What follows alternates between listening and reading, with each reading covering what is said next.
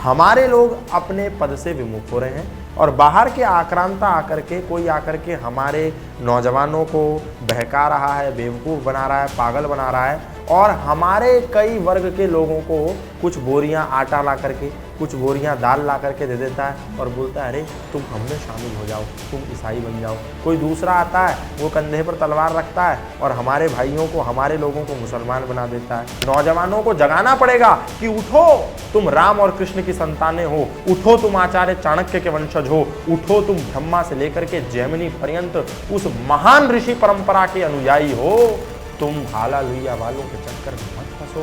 तो आप धर्मगुरुओं पे सवाल खड़े करने चाहिए।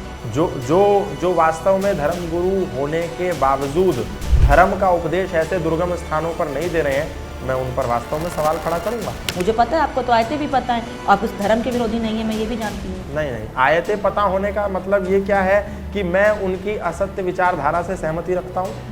जिनको तुम कहते हो ईश्वर अल्लाह तेरो नाम सबको सन्मति दे भगवान, हिंदू मुस्लिम सिख ईसाई आपस में है भाई भाई, ये गीत केवल तुम ही गाते हो, ये गीत मस्जिद से मौलाना और मौलवी नहीं गाते। सूरा तौबा 9 आयत संख्या 5 पढ़ो, ये तुम्हारे कत्लेआम की बात करती है।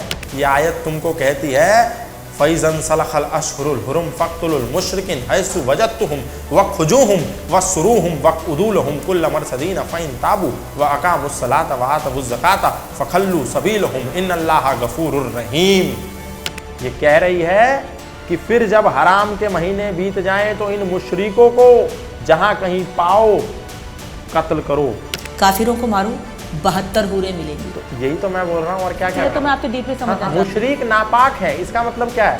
मुशरिक का मतलब होता है मूर्ति पूजक। अब मूर्ति की पूजा कौन करता है? कोई मुसलमान तो नहीं करता।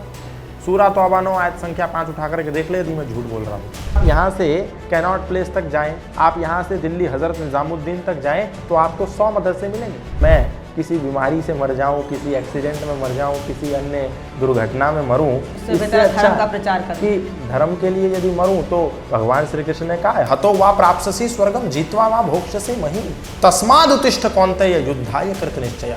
क्या नुपुर शर्मा से किसी ने ये कहा कि बहन तुमने ये जो बात कही है ये कहाँ लिखी है, कहाँ से पढ़ के कही है, आओ हमारा चैनल आपका स्वागत करता है और दुनिया को दिखाओ यदि बात ये सच है तो। ये विलियम हंटर जो कमीशन था वो केवल इसलिए बनाया गया था ताकि मनुस्मृति में मिलावट कर सके, ताकि महाभारत में मिलावट कर सके, ताकि रामायण में मिलावट कर सके। इन अंग्रेजों ने प्रचारित किया आर्य तो यहाँ के थे ही नहीं और हमारा हिंदू से कोई मतलब नहीं था और हिंदू हमारी पीठ में चिपका दिया।